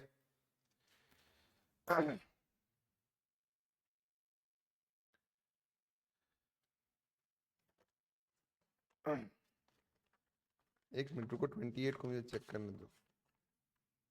हालांकि मैंने एक्सप्लेनेशन सही दिया बट यहाँ पे आंसर बोल रहा है 28 स्टेटमेंट 2 इज इनकरेक्ट। देखो कैसे, सरपंच में सिर्फ सरपंच के बारे में वो बोल रहा है स्टेट लेजिस्लेचर के तुमको जैसे इलेक्ट करना है तुम इलेक्ट कर सकते हो थ्रू स्टेट लॉ, लेकिन बाकी चेयरपर्सन के बारे में क्या बोल रहा है कि भाई वो इनडायरेक्टली ही इलेक्ट होंगे। यार मैंने पूरा एक्सप्लेनेशन दे दिया और जब आंसर दिखाने गया तो गलत कर दिया। देखो कैसे, आज मैंने क्लास में क्या बताया और अभी मैं क्या बताया। इसका चेयरपर्सन कौन बन रहा है, मुझे बताओ। पंचायत समिति का चेयरपर्सन कौन बन रहा है, जो ऑलरेडी इसके इलेक्टेड मेंबर्स है आपस में चूज कर रहे हैं ना। ये तो फिक्स्ड है, आपस में चूज करेंगे ये, और ये भी वैसे ही कर रहा है। तो ये डायरेक्ट इलेक्शन हुआ कि इनडायरेक्ट हुआ, इनडायरेक्ट हुआ ना। तो अब सवाल क्या पूछ रहा है, chairperson of panchayat at each level नहीं, सिर्फ at one level shall be elected in such manner as the state legislature determines। तो यहां पर आपके पास ऑप्शन है कि आप इनडायरेक्ट के अलावा डायरेक्ट भी कर सकते हैं, बट बाकियों में तो आप इनडायरेक्ट ही करेंगे। ये बात होता है ना, वहां पे स्टेट लेजिस्लेचर कोई कुछ नहीं चलेगा। तो ये स्टेटमेंट गलत हो गया। ये बात समझ में आया। ये बहुत कंसेप्चुअल क्वेश्चन है थोड़ा सा। ये यहां पर आप कर सकते हो बट ऊपर में आपको इनडायरेक्ट इलेक्शन ही हो रहा है। तो ये स्टेटमेंट गलत है। तो आंसर क्या हो गया, 1 ओनली। 28 का आंसर क्या है, ए इंपॉर्टेंट क्वेश्चन है, इसको स्टार मार्क कर लो। ठीक है, क्वेश्चन नंबर 29 देख लेते हैं। With reference to the schedule areas, ये शेड्यूल एरियाज के बारे में 5th शेड्यूल और 6th शेड्यूल में हम लोग पढ़ते हैं। इसमें क्या होता है, हम लोगों ने क्या बताया था कि कुछ स्पेशल रिस्पॉन्सिबिलिटीज किसके पास होती हैं, गवर्नर के पास होती है। गवर्नर के पास कुछ स्पेशल रिस्पॉन्सिबिलिटीज होती हैं और उनको वो रिस्पॉन्सिबिलिटीज प्रेसिडेंट देता है, और अलग अलग आर्टिकल में 371 में भी है वो स्पेशल रिस्पॉन्सिबिलिटीज, 371 ए बी में देखते हैं। इसके अलावा 5th शेड्यूल और 6th शेड्यूल में भी इसके पास कुछ रिस्पॉन्सिबिलिटीज होती हैं। अब देखो उसमें क्या होता है, the president can alter the boundaries of schedule areas. ये जो शेड्यूल एरियाज है ना, उनके बाउंड्रीज को ऑल्टर किया जा सकता है, मतलब चेंज किया जा सकता है, और ये काम प्रेसिडेंट कर सकता है। तो ये स्टेटमेंट आपका, हम लोग देखते हैं कि ये स्टेटमेंट सही है। प्रेसिडेंट ऐसा कर सकता है, प्रेसिडेंट खुद उसके बाउंड्रीज को ऑल्टर करेगा, मतलब बाउंड्री ऑल्टर करने की जिम्मेदारी प्रेसिडेंट की होती है। तो इसको तुम अंडरलाइन कर लो और स्टार मार्क कर लो, ये लर्निंग है तुम्हारी की ऐसा होता है। और ये जिम्मेदारी फिर बाकी इतना काम प्रेसिडेंट करेगा, बाकी सारी जिम्मेदारी दे देगा गवर्नर को कि भाई तुम अब हैंडल करो। तो governor has to submit the president annually a report on the administration of schedule area. Governor जो भी काम कर रहा है उसका एनुअल रिपोर्ट सबमिट करता है। The governor can regulate the application of any act of the state legislature और parliament to a schedule area. मतलब जनरली कोई लॉ जो पार्लियामेंट और स्टेट लेजिस्लेचर बनाता है वो उस शेड्यूल एरिया पे एक्ट नहीं भी कर सकता है। कुछ स्पेशल एरियाज को बनाया गया है उनके स्पेशल नीड्स को देखते हुए, वहां के ट्राइबल लोगों का अपना वे ऑफ लाइफ है। आप उसको सारे लॉज जो आप बना रहे हो पार्लियामेंट में बैठ करके या स्टेट लेजिस्लेचर में, आप डायरेक्टली वहां पे अप्लाई नहीं कर सकते हो। इसलिए जो हमारा कॉन्स्टिट्यूशन है वो एसिमेट्रिकल कॉन्स्टिट्यूशन है कि जिसकी जहां पे नीड है, जो रिक्वायरमेंट है, उसके हिसाब से उसको ट्वीक करते हैं। तो हम लोग देखते हैं कि इसमें ये स्टेटमेंट सही है। तो आपका आंसर क्या हुआ, 1, 2 एंड 3 तीनों स्टेटमेंट सही है, तीनों स्टेटमेंट सही है। क्वेश्चन नंबर 30 में आते हैं। देखो कैंटोनमेंट बोर्ड, ऑलरेडी हम लोगों ने इसके बारे में डिस्कस किया। कैंटोनमेंट बोर्ड के बारे में कल क्लास में पढ़ भी लेंगे। कैंटोनमेंट बोर्ड के बारे में क्या है, इसको डिफेंस मिनिस्ट्री, ये डिफेंस मिनिस्ट्री एक्ट बनाता है। कैंटोनमेंट बोर्ड के अंदर कौन रहते हैं, आर्मी पर्सनल्स, है ना। तो हम लोग देखते हैं कैंटोनमेंट बोर्ड एक्ट के तहत बनता है। तो ये स्टैट्यूटरी बॉडी है और सेंट्रल गवर्नमेंट द्वारा एडमिनिस्टर और क्रिएट किया जाता है। क्योंकि डिफेंस मिनिस्ट्री सेंट्रल में आता है तो ये स्टेटमेंट सही है। करेक्ट की बात पूछी जा रही है तो इसको तुम हटा दो, 2 and 3 हट जाएगा। All the members of the cantonment board are nominated, no they are not all nominated, they are elected also and nominated also, दोनों के कॉम्बिनेशन से चलता है, तो सेकंड स्टेटमेंट गलत है, सेकंड स्टेटमेंट गलत है। थर्ड देख लो, the military officer commanding the station, जो भी उस स्टेशन को कमांड कर रहा है, is the ex officio president of the board. देखो आर्मी में ना चीजें बहुत फिक्स्ड रहती हैं, कुछ चीजों में फिक्स्ड रहेगा, तो ये स्टेटमेंट सही है, ऐसा ही होता है। तो आंसर क्या है 1 and 3, 1 and 3, तो आंसर क्या है 30 का बी, 30 का बी। देख लो, अब अटॉर्नी जनरल पे सवाल है, कौन सा article 76, very good. Part of the union executive होगा, यूनियन एग्जीक्यूटिव में president, vice president, prime minister, council of ministers और अटॉर्नी जनरल, तो ये स्टेटमेंट सही है। He must be qualified to be appointed as the supreme Court जज, पता है, ये भी सही है। He is not a government servant, वो गवर्नमेंट सर्वेंट नहीं है, वो एक तरीके से हर कमेटी में बैठ सकता है पर सिर्फ वोट नहीं कर सकता है। देखो, with a right to vote, उसके पास he can take part in the proceedings of both the houses of the parliament with a right to vote, क्या वो वोट कर सकता है? डायरेक्ट सवाल है, एकदम डायरेक्ट सवाल तुमसे पूछेगा, तो फोर्थ को तुम कट कर दो, फोर्थ वैसे भी कट हुआ, तो फिर हम लोग देखते हैं 2 and 3। और पहला स्टेटमेंट क्या था, पहला स्टेटमेंट क्या था, सही था, तो आंसर क्या हो गया 1, 2 and 3, तो आंसर क्या है बी, है ना। समझ में आया अटॉर्नी जनरल का क्वेश्चन सॉल्व करके, कॉन्सेप्ट क्लियर हुआ। हम लोग 32 में देखते हैं, which of the following constitution body is regarded as the guarantor, कौन है guarantor, फंडामेंटल, खत्म बात, इसमें तो टाइम ही नहीं वेस्ट करना, ठीक है, आगे बढ़ जाओ। Which of the following is incorrect regarding the municipalities, अब वही कॉन्सेप्ट ना एक बार यूपीएससी ने पूछ दिया है, तो सारे टेस्ट सीरीज वाले लोग उसी को डाल देते हैं कि भाई इतने टाइम तक रहेगा, जो बच गया उतना ही रहेगा। देख रहे हो कितनी बार हिट कर, पिछली बार भी ये सवाल था। Municipality constituted upon the dissolution before the expiration of dissolution shall continue only for the remainder of the period, मैंने ऑलरेडी बताया 2016 के प्रीलिम्स में, क्लास में भी दिखा दिया, तो ये स्टेटमेंट सही है, सही है तो पॉजिटिव है, आपको चाहिए नेगेटिव यहाँ पे। No person shall be disqualified to be a member of municipality on the ground that he is less than 25 years of age if he has attained the age of 21 years, directly बोलो ना भाई कि 21 साल से ज्यादा, तो घुमा के सवाल बात कर रहा, तो ये सही है, स्टेटमेंट भी सही है। फिर थर्ड देखते हैं, the constitution provides for the manner of reservation of offices of the chairperson, provides for the manner of reservation of offices of the chairperson, ये दोनों स्टेटमेंट तो सही है, तो ये दोनों नहीं होगा, अब ये दोनों स्टेटमेंट में ही कोई गलत है। The constitution provides for the manner of reservation of offices of chairperson in the municipalities for scheduled caste, scheduled tribe and women, constitution provide कर रहा है क्या, for the manner of reservation, for the manner of reservation of offices of chairperson, chairperson नहीं है ना, members के लिए है ना, चेयरपर्सन के लिए रिजर्वेशन नहीं है, समझ में आ रहा है, तो ये चीज नहीं है, तो ये स्टेटमेंट फिर भी आप थोड़ा सा डाउट में है तो रख देते हैं। लास्ट स्टेटमेंट देखते हैं, not less than 1/3 of the total number of seats are reserved for women, तो ये स्टेटमेंट सही है, तो थर्ड स्टेटमेंट गलत है, आंसर क्या है सी, है ना, ये नेगेटिव हो जाएगा, तो नेगेटिव नेगेटिव पॉजिटिव, ये स्टेटमेंट सही है। 33 काउंसिल ऑफ मिनिस्टर्स पे देख लेते हैं, which consider the following statement with reference to council of ministers. Constitution does not specifically provides for council of ministers, क्या ये ऐसा सही है? आर्टिकल 74 इसी के बारे में बात कर रहा होता है ना, prime minister in the council of ministers, तो ये स्टेटमेंट गलत हो गया। Advice tendered by ministers to the president can not be inquired in any court, ये फैक्ट है, ये अभी तक जुडिशियल रिव्यूज को नहीं, मतलब आपने उसको क्या एडवाइस दिया ये पर्सनल चीज है, ये जुडिशियल रिव्यू नहीं किया जा सकता है इसको। And the size and the members of the council of ministers is decided by the prime minister, decided by the prime minister, तो ये स्टेटमेंट सही है, तो आंसर क्या है 2 and 3 है, और ये स्टेटमेंट गलत है, तो आंसर क्या हुआ बी, आंसर क्या हुआ B, 2 and 3। 35th, which of the following statements with respect to 73rd Constitution Amendment Act are correct? The act brought Panchayati Raj institution under the purview of the justiciable part of the Constitution, तो हम लोग देखते हैं कि constitution में आ गया। अब ये तुमको डाउट हो सकता है जस्टिसेबल मतलब फंडामेंटल राइट्स में है या नहीं है, उस तरीके की बातें है ना, तो तुम चलो इस मतलब तुम बस इसको ऐसा समझो, justiciable part of the constitution, अगर कंफ्यूजन है तो थोड़ा सा रोक देते हैं, आगे पढ़ते हैं।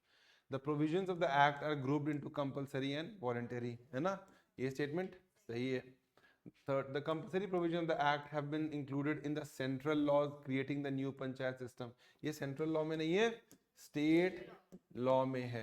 अब थर्ड स्टेटमेंट तुम्हारा गलत हो गया, थर्ड स्टेटमेंट गलत हुआ तुम्हारा 1 and 2, यानी ये स्टेटमेंट को justiciable part of the constitution में तुम मानोगे, ये है जस्टिस, मतलब एक तरीके से ऐसा समझो कि भाई कॉन्स्टिट्यूशन को कॉन्स्टिट्यूशन में मेंशन करके तुमने कुछ ऐसे प्रोविजंस क्रिएट कर दिए हैं जो कंपलसरी प्रोविजंस हैं, उनका होना लाजमी है, जरूरी है, और अगर ऐसा नहीं होगा तो तुम उसको इंप्लीमेंट करवा सकते हो जाके कि ऐसा क्यों नहीं हुआ, ये बेसिकली यही कह रहा है।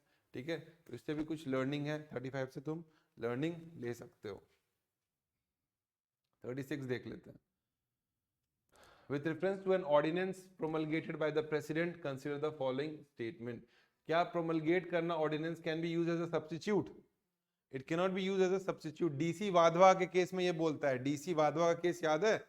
डीसी वाधवा का केस जो मैंने क्लास में करवाया, लैंडमार्क केस एक कौन सा है? आरसी कूपर का केस, आरसी कूपर याद है 1970। फिर उसके बाद क्या है, डीसी वाधवा। डीसी वाधवा क्या बोलता है कि भाई सब्स्टिट्यूट नहीं हो सकता है, ये तुम्हारा एक टूल हो सकता है एक्स्ट्राऑर्डिनरी सिचुएशन में यूज करने के लिए, बट सब्स्टिट्यूट नहीं हो सकता है, तो ये स्टेटमेंट गलत है। रेट्रोस्पेक्टिव इफेक्ट में इसको इंप्लीमेंट किया जा सकता है क्या? It can not B implemented with the retrospective, तो गलत है। रेट्रोस्पेक्टिव इफेक्ट में किया जा सकता है ना, याद है सबको, क्लियर है? बैक डेट, रेट्रोस्पेक्टिव मतलब बैक डेट में किया जा सकता है, तो ये स्टेटमेंट गलत है। दोनों स्टेटमेंट गलत हो गया। आगे देखें क्या, which of the following statements are correct, तो दोनों स्टेटमेंट गलत है, तो आंसर क्या होगा? 3 ओनली। आंसर क्या है? सी। ठीक है, आंसर क्या है? सी। क्वेश्चन नंबर 37 देख लेते हैं। एनसीबीसी यानी national commission for backward classes, पहले ये एक स्टैट्यूटरी बॉडी था, अब इसको कॉन्स्टिट्यूशनल बॉडी बना दिया गया 338B। याद है क्लास में मैंने बताया था 338B, तो ये क्या है? NCBC was earlier a statutory body, है स्टेटमेंट सही है। ठीक है, the commission consist of 5 members including the chairperson, तो एक चेयरपर्सन होता है, एक वाइस चेयरपर्सन होता है और 3 मेंबर्स इसमें होते हैं, तो 5 मेंबर बॉडी होता है, ये स्टेटमेंट भी सही है। तो ये आपका एक लर्निंग हो गया, national commission for backward class में 5 मेंबर्स होते हैं, एक चेयरपर्सन, एक वाइस चेयरपर्सन और 3 मेंबर्स, और ये 338B में आता है, 338B में आता है, तो कॉन्स्टिट्यूशनल बॉडी हो गया, है ना। अब देखो दो स्टेटमेंट तो सही हो गया। It is mandated to investigate and monitor all matters relating to the constitution and other legal safeguards for socially and educationally backward classes, तो ये स्टेटमेंट तो सही लग रहा है। तो कौन कौन से स्टेटमेंट करेक्ट हैं? All the 3, 1, 2 and 3। Question number 38 में आते हैं। 1000 बार पढ़ चुके हैं क्लास में, सीएम के बारे में बात किया जा रहा है। The resignation or the death of the CM leads to the dissolution of the council of ministers, सारे council of ministers हटेंगे ना, तो ये स्टेटमेंट सही है, डिसोल्यूशन हो जाएगा। The governor summons and prorogues the session of the state legislature based on the advice of the CM, तो हम लोग देखते हैं ये स्टेटमेंट भी सही है, जो भी वो प्रोरोग करता है वो उसके CM के एडवाइस पे कहता है। ये बात हो रही है CM के बारे में। He decides on the portfolios to be handled by the ministers of the council, तो ये बहुत स्ट्रेट फॉरवर्ड है, तीनों स्टेटमेंट सही है। तो आंसर क्या होगा 38 का? D, 1, 2 and 3। वाइस प्रेसिडेंट के बारे में सवाल है, वाइस प्रेसिडेंट ऑफ इंडिया के बारे में सवाल है। The vice president should be qualified to be elected as a member of Rajya Sabha, ये स्टेटमेंट सही है कि नहीं? राज्यसभा का मेंबर होना चाहिए, ठीक है। His office is modeled on the lines of the American vice president, American vice president के लाइन पर है, पर कुछ डिफरेंस है, वो डिफरेंस हम लोगों ने क्लास में डिस्कस भी किया था। क्या है डिफरेंस?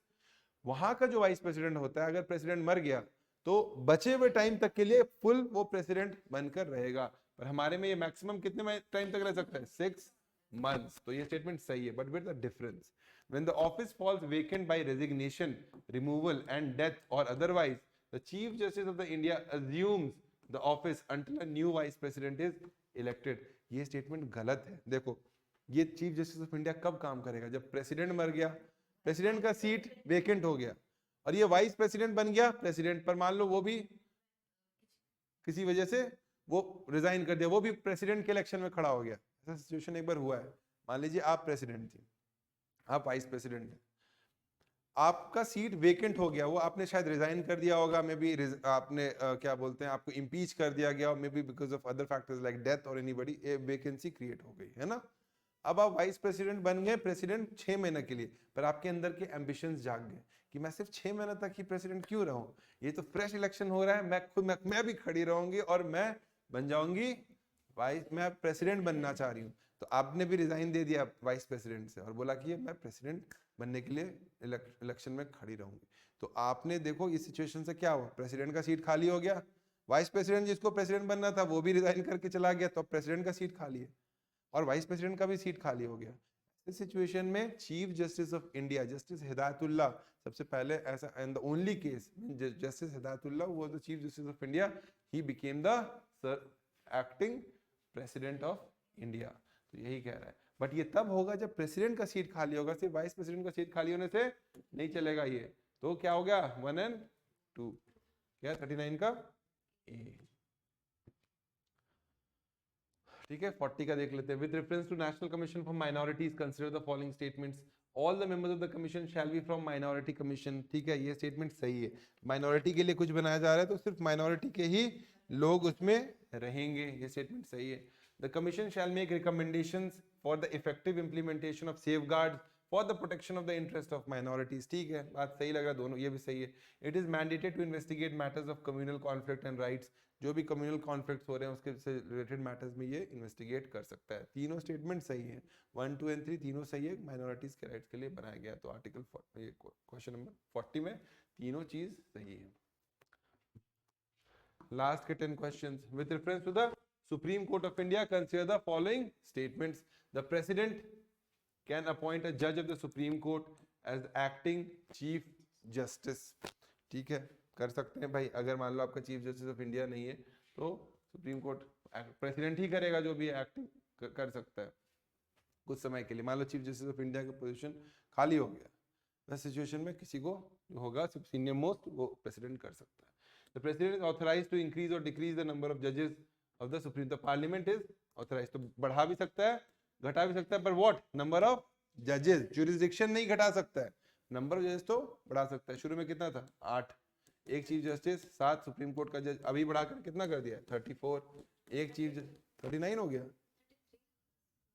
मतलब 1 चीफ जस्टिस और 33 सुप्रीम कोर्ट का जज। ठीक है, ये तो स्टेटमेंट सही है और पहला स्टेटमेंट भी सही है, तो 1 and 2 तो हो गई। थर्ड स्टेटमेंट को देख लेते हैं। The president of India can appoint a जज of high court as an ad hoc जज of the supreme court after consultation with the chief justice of India. Chief justice of India नहीं, chief justice of India के साथ chief justice of high court से भी उसको consult करना पड़ेगा। ये स्टेटमेंट गलत है। Third statement, chief justice of India appoint करता है, ये बात भी सही है, प्रायर कंसल्टेशन ऑफ प्रेसिडेंट के साथ, पर chief justice of high court को भी कंसिडरेशन में लिया जाता है, तो ये स्टेटमेंट गलत है। तो आंसर क्या है 1 and 2, 41 का ए। ठीक है, question number 42। With reference to the powers and functions of the Prime Minister, consider the following statement. Prime Minister allocates and reshuffles various portfolios, सही है ना? His resignation results in the collapse, है ना? ये statement भी सही है। He can dismiss any minister by himself from the Council of Ministers at his will, नहीं, वो बोलेगा कि तुम रिजाइन करो या फिर वो प्रेसिडेंट को बोलेगा कि इसको हटाओ, तो ये स्टेटमेंट गलत है। तो आंसर क्या होगा 1 and 2। 42 का आंसर क्या है 1 and 2। ये मैंने क्लास में भी लिखवाया है ना, बताया भी है हर चीज। पार्डनिंग पावर पे आ जाते हैं गवर्नर के, है ना, डायरेक्ट क्वेश्चन है भाई, ऐसा लग रहा है कि मैंने ही सेट कर दिया है, ऐसा है नहीं। पार्डनिंग पावर ऑफ गवर्नर के बारे में बात हो रहा है। क्या गवर्नर डेथ सेंटेंस को पार्डन कर सकता है? नहीं कर सकता। क्या कोर्ट मार्शल को वो हटा सकता है? नहीं कर सकता। दो चीजों में वो अलग है। तो देखो यहाँ पे थर्ड स्टेटमेंट रीड कर लो, the pardoning power of governor is equal to that of president except in case of a sentence of punishment by a court martial. क्या एक ही डिफरेंस है? दो डिफरेंस है। तो थर्ड स्टेटमेंट क्या है? गलत है। थर्ड स्टेटमेंट गलत है, तो थर्ड स्टेटमेंट कट कर दो, 1 ओनली, तो ये सिर्फ सही है, ये भी गलत है। पार्डन नहीं कर सकता वो, can not pardon death sentence को पार्डन नहीं कर सकता। तो क्या है इसका आंसर 1 ओनली, तो आंसर है बी। ठीक है, फिर आ जाते हैं फिनेंस कमीशन ऑफ इंडिया पे, फिनेंस कमीशन मैंने क्लास में बताया था 280 आर्टिकल 280 में इसके बारे में बात हुई थी। उसके जो इसका जो एक चेयरमैन होगा और 4 मेंबर्स होते हैं फिनेंस कमीशन के, ठीक है। और ये जो होता है ना, जो चेयरमैन होता है, he is somebody who is a person having experience in public affairs. वो पब्लिक अफेयर्स में उसका क्वालिफिकेशन जो होता है वो होता है he should be somebody, chairman is somebody जिसका कि पब्लिक अफेयर्स में एक्सपीरियंस हो, पब्लिक अफेयर्स में उसका एक्सपीरियंस होना चाहिए। यही बस स्पेसिफिकली मेंशन्ड है, इतना ही बात मेंशन्ड है। तो the chairman of the commission shall be a retired जज ऑफ सुप्रीम कोर्ट, ये नहीं है।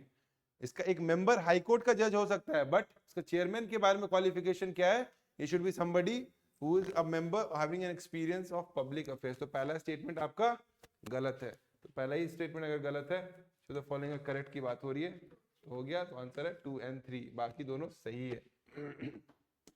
दोनों स्टेटमेंट सही है। तो क्वेश्चन नंबर 44 का क्या है आंसर? 44 का सी, 44 का सी। बलवंत राय मेहता कमेटी पे आ गया है ना। बलवंत राय मेहता आज हम लोगों ने पढ़ा। बलवंत राय मेहता 3 टियर पंचायत सिस्टम के बारे में कौन से ईयर में आया बलवंत राय मेहता? 1957 में आया। आज हम लोगों ने इसके बारे में पढ़ा है। पहला स्टेटमेंट सही है, 3 टियर पंचायती राज सिस्टम के बारे में उन्होंने बोला। फिर पंचायत समिति should be constituted with directly elected representatives, ऐसा उन्होंने नहीं बोला। क्या बोला, लिख लेते हैं। इन्होंने बोला कि विलेज पंचायत में डायरेक्ट इलेक्शन होना चाहिए। Village panchayat should have direct elections, but panchayat samiti and zilla parishad should have indirect elections. Direct election representative नहीं होना चाहिए। तो ये स्टेटमेंट जो है ना वो गलत हो गया। पंचायत समिति के बारे में जो यहाँ पे लिखा हुआ है वो स्टेटमेंट गलत है, ये स्टेटमेंट सही है। उन्होंने 3 टियर के बारे में बोला, इसको काटा। और थर्ड बोला जिला परिषद should be supervisory body under the chairmanship of district collector, ये बात भी उन्होंने बोला है। तो ये स्टेटमेंट सही है, तो ये भी लिख लो एक रिकमेंडेशन में, ये भी सही है।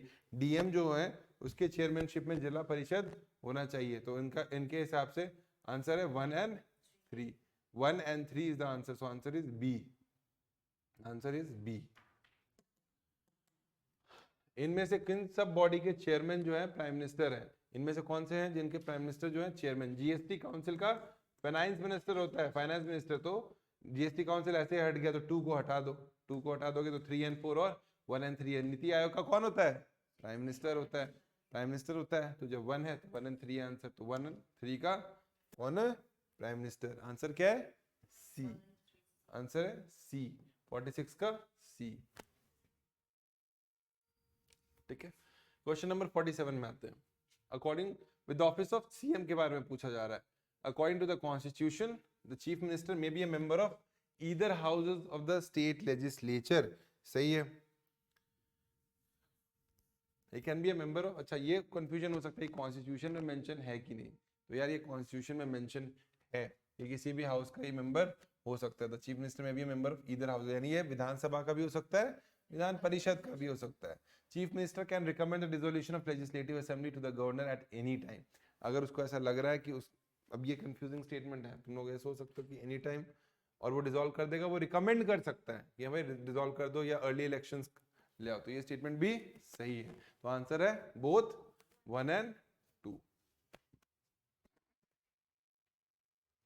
Question number 48, question number 48, question number 48 with reference to the procedure for the removal of supreme court का जज, है ना। सुप्रीम कोर्ट के रिमूवल के सारा प्रोसेस जानते हैं, कौन से एक्ट के तहत होता है? जजेस इंक्वायरी एक्ट 1968। तो ये लॉ है कि कॉन्स्टिट्यूशन है?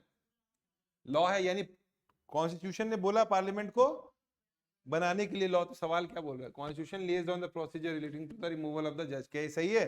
Constitution tells the parliament to make law, और उस लॉ के थ्रू हो रहा है। तो ये स्टेटमेंट गलत है।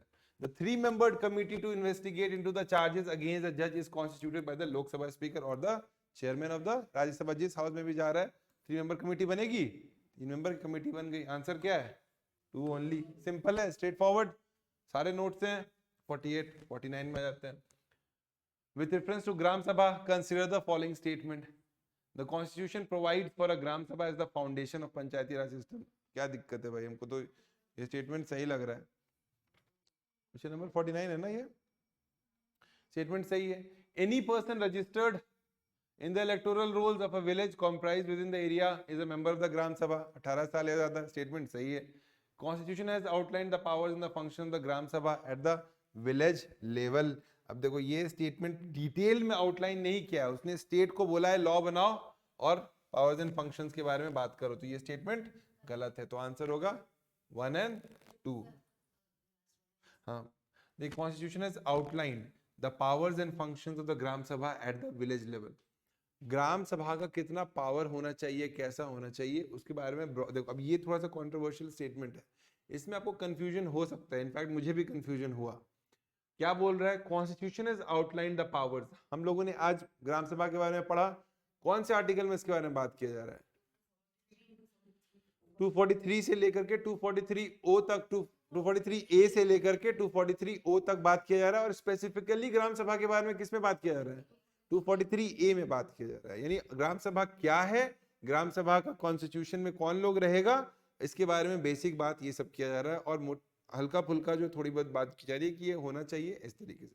अब ग्राम सभा में एग्जैक्टली और क्या इश्यूज होने चाहिए या क्या प्रॉब्लम्स होने चाहिए, इसके लिए अलग अलग स्टेट गवर्नमेंट को अलग अलग तरीके से उसके पावर्स को डिफाइन करने की बात की जाती है, और उस स्टेट लेजिस्लेचर को बोला जाता है कि ये 29 लिस्ट है तुम्हारे पास, इसमें से तुमको जिसको भी जितना डिवॉल्व करना है वो तुम पे डिपेंड करता है। तो तुम एक लॉ लेकर के आओ और अपने अपने हिसाब से ग्राम सभा, पर ग्राम सभा रहेगा ये कॉन्स्टिट्यूशन बोलता है।